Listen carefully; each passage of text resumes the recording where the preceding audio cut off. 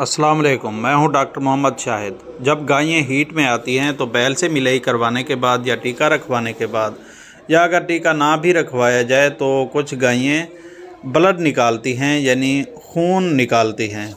तो बहुत सारे लोग इससे कंफ्यूज हो जाते हैं। लोग सवाल करते हैं कि डॉक्टर या टेक्नीशियन का कसूर है, जिसने टीका रखा है उसने राड जो है वो पूरी बच्चेदानी के अंदर फेर दिया है, या जो सांड है वो बहुत दो हेकल टाइप का था, जो बहुत बड़ा सांड था, तो उसने गाय को कोई नुकसान पहुंचाया है मेटिंग करते हुए। या फिर ये पूछा जाता है कि इससे इन्फेक्शन तो नहीं है हमारी गाय को। और ये भी सवाल किया जाता है कि क्या इससे गाय गब्बन हो जाएगी, या गाय की फर्टिलिटी पे, गब्बन होने या ना होने पे क्या असर पड़ेगा। तो इन सवालों के मैं जवाब देता हूँ। तो जब गाय हीट में आती है तो सबसे पहले ये बात समझ लें कि गाय का हीट का जो दौरानिया है वो अमूमन 12 से 24 घंटे के दरमियान है। तो हीट ख़त्म होने के बाद बैज़ादानी से अंडे का अखराज होता है। वो अंडा फिर यूट्रस या बच्चादानी में आ जाता है। तो जब अंडे का अखराज होता है तो ब्लड भी निकलता है। खून आना एक नॉर्मल बात है। अमूमन गायें अपनी हीट ख़त्म होने के 3 दिन के अंदर अंदर ब्लड फेंकती हैं। अब ये उनकी हीट के दौरानिए पर डिपेंड करता है। एक नई रिसर्च के मुताबिक कुछ गायों में शदीद गर्मियों के मौसम में हीट का दौरानिया 6 घंटे भी हो सकता है, लेकिन ये नायाब है, रेयर है। अगर किसी गाय की हीट 6 घंटे के अंदर अंदर ज़ाहिर है ख़त्म हो गई है, ओवुलेशन हो गई है, बैज़ादानी से अंडे का अखराज हो गया है, तो वो जानवर जल्दी ब्लड फेंकेगा। अब कुछ लोग ये भी सवाल करते हैं कि फ़ौरन टीका रखवाने के फ़ौरन बाद जानवर ने ब्लड फेंका है, या बैल से मिलाई करवाने के फ़ौरन बाद जानवर ने ब्लड फेंका है।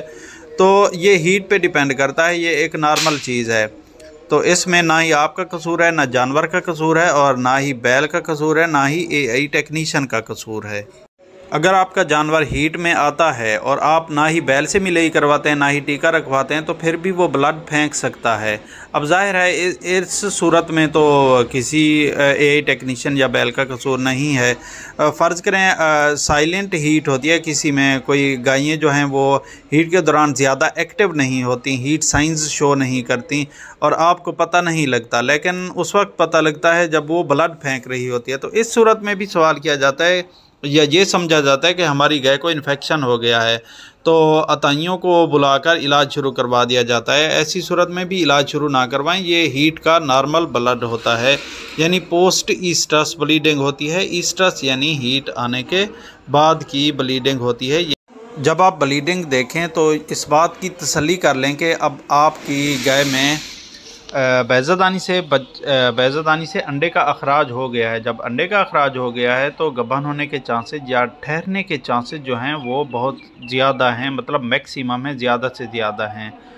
अच्छा जी, अगर आपकी गाय ब्लड नहीं फेंकती तो इसका ये मतलब नहीं है कि बैज़ादानी से अंडे का अखराज नहीं हुआ। फिर भी अंडे का अखराज हो सकता है। कुछ गायें ब्लड फेंकती हैं, कुछ नहीं फेंकती। अगर ब्लड निकले या ना निकले, इससे फर्टिलिटी पे कोई असर नहीं पड़ता। अगर ब्लड ना भी निकले तो भी हो सकता है कि आपकी गाय गब्बन हो जाएगी। शुक्रिया।